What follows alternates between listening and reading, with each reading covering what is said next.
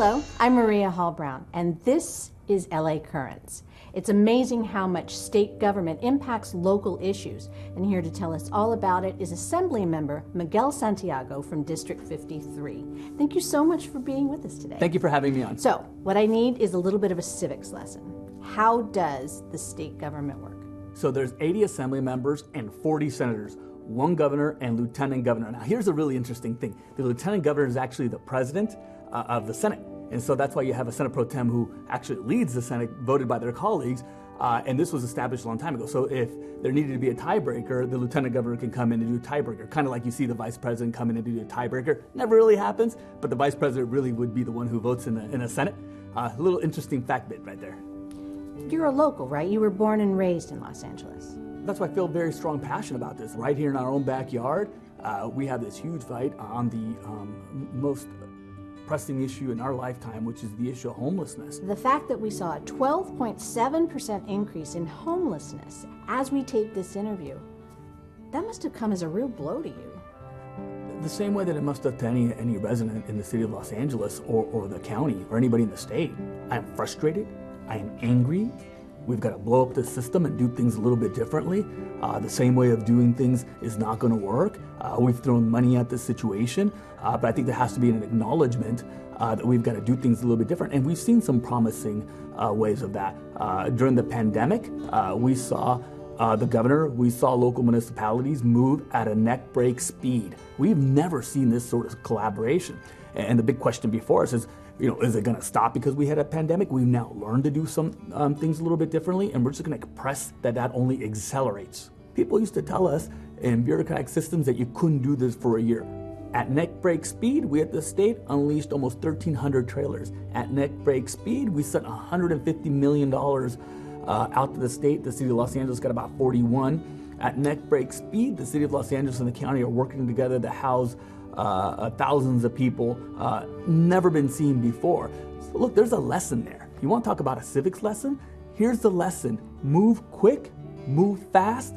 If bureaucrats get in the way, run them over. But there's a way to do this. I mean, the old same way of doing things is just not going to work. We've got antiquated laws in the book that prevent us from helping somebody who was on the streets. We've got laws that were done for very good intention that we've now broken through that help us to create permanent supportive housing and shelters in place. Look, I think it's time that we take a look at from this pandemic and say, here's what really worked, here's what didn't work. Because at the end of the day, lives are at risk.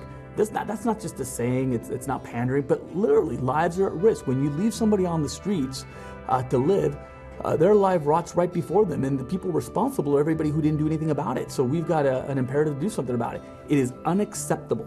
What would be your plan? First off, the simplest way to prevent a number of homeless increasing is to keep people in their homes. First, simple way to do it. And so we're working on eviction protection laws, we're working on tenants' rights laws. You're seeing now every level of government rowing in that direction, and that's a very good first step. The next way is to build the affordable housing needed.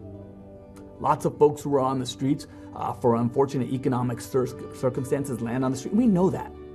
People don't want to be on the streets. People don't wake up in the morning and say, hey, look, I wish to not make my rent. I wish to be on the street. That just doesn't happen. That's a myth. What really is happening in some cases is if they were one paycheck away from being on the streets, the pandemic did it. And when you drive by and you see tents, you see people living in cars, there are people trying to put their lives together, good, hard-working people who have landed on the streets. And let's be clear, there's different sorts of populations of homelessness. But in this one particular case, the ability to build affordable housing to help them get back on their feet, to give them the wraparound support services, is a simple, fast, effective way. But we've got to do a lot to do that, and I understand that. But that's one step. The other is those who we take a look at, like chronically homeless populations who have been on the street for some time and require more wraparound support services. And that's why we're very aggressive in our policy pushes to build permanent supportive housing and emergency shelters. Because permanent supportive housing, along with the wraparound support services, allows somebody to sustain themselves and to live a productive life. And we see a lot of that in the downtown Los Angeles area and across the city of Los Angeles as it's getting built. With the pandemic, students were told to go online. But there is no such thing as broadband equanimity, and I know that that's important to you. So how is that whole issue of internet access and educational tools playing out? We're pressing extremely hard for $500 million in our state budget. So we're still in negotiations over that. And I also serve on the superintendent's task force to bridge the digital divide. We're also pressing for telehealth dollars because that, we know during this pandemic, has become more urgent and more important.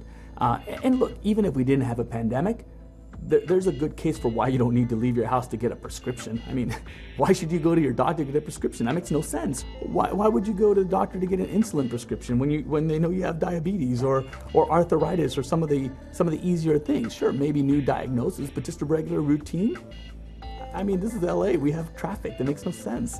So we're still making for those pushes. But when it comes to education, we feel very strongly about it because now that now that children can't go to their schools, we want to make sure that everybody has both internet connectivity and also the laptops, not just from the school side, but also from the student side to be able to do their education. And look, I'm a dad, and I tried this online education. It is challenging. It would be that much harder if a student did not have an iPad or a laptop or internet to do it. We can't leave generations of children behind, particularly in communities of color, just simply because they couldn't afford it. It's up to us at the state to step up. There's been a lot of pessimism from the protesters about whether there's actually going to be any change. What has been the response in Sacramento, and what are you seeing happening up there? Well, I'll tell you, look, we've already seen the change. Many of us, including myself, had laid the groundwork for the very the issue we just talked about, affirmative action. We have been talking about this for years. We've been trying to proceed with it. I myself introduced spot bills, Ms. Weber introduced spot bills, Mr. Gibson introduced spot bills. These are conversations the legislature didn't want to have years ago. And in fact, Mr. Hernandez, maybe a decade ago, introduced the same bill, and it didn't get a hearing in a committee. Folks who may not have been convinced in the past saw the need for change and joined our efforts to make that change. And this year, bills that we saw incredibly tough before may get through. In the years of past, we fought, and I co-authored and co-authoring now, independent review on law enforcement. It has been vetoed, it has been stalled in committees. I expect that to get to the governor's office. Why not? The time is now. And the demonstrations across the state, I think, will help us with that. Police reform. The time is now. Look, a couple of years ago, we had a robust debate. I was on the committee that helped push out the first bill ever in the nation to redefine what police use of force was. And that was a hard conversation, and many of us struggled to get it out of committee. I think that bill would fly out today. Absolutely. So I think we're going to see some change, and I think the first place that you take a look at was ACA 5.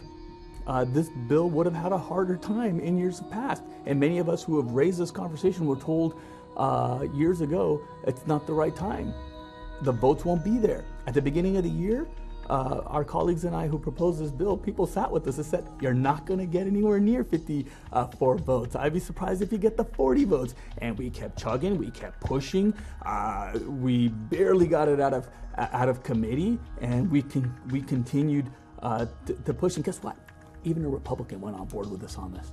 Times have changed. It's not the same California we saw before. And what we saw, what we're seeing now has had a huge impact on people. I mean, there is no doubt. You were the first in your family to graduate from college. You've taken on civic duty with a passion. What advice would you offer young people who don't actually see that in their future because of economic status or restrictions that they have in their world? When I talk to young people, I always say, I want you to repeat after me. And raise your hand as loud as you can and shout as hard as you can with everything you've got in your might. I am going to go to college. You tell them the same way that I was told that you are important and you're going to have a future. You're cared for and you're loved. You are going to college and you're going to make a difference.